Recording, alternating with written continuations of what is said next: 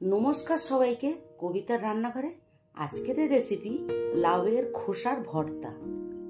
এরকম ফেলে দেওয়া লাউয়ের খোসা দিয়ে ভর্তা আপনারা বাড়িতে খুব সহজেই তৈরি করে নিতে পারবেন।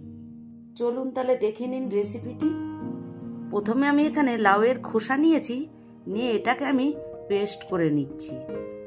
এর মধ্যে আমি একটু লবণও দিয়ে দিচ্ছি। লাউয়ের খোসাটা আমার পেস্ট করা হয়ে গেছে।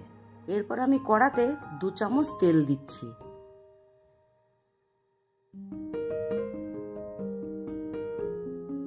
এরপর আমি 4টে শুকনো লঙ্কা দিচ্ছি, একটু কালো জিরে দিচ্ছি আর কয়েক কোয়া রসুন দিচ্ছি, দিয়ে আমি এটা ভেজে নেব।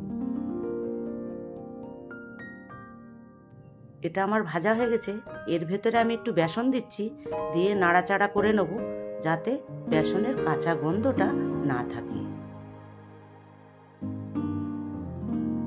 এরপর আমি এর মধ্যে কাঁচা লঙ্কা কুচনো দিচ্ছি আর সামান্য একটু চিনি দিচ্ছি। এরপর আমি এর মধ্যে স্বাদ মতন লবণ দিচ্ছি আর একটু হলুদ গুঁড়ো দিচ্ছি। দিয়ে এরপর আমি লাউয়ের খোসার পেস্টটা দিয়ে দিচ্ছি। এরপর আমি এটাকে ভালো করে ভেজে নেব।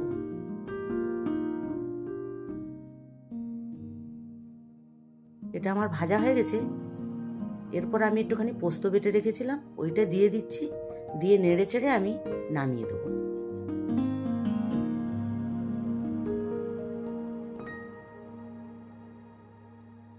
রেসিপিটি আমার কমপ্লিট হয়ে গেছে। এরপর আমি এটা নামিয়ে দিচ্ছি।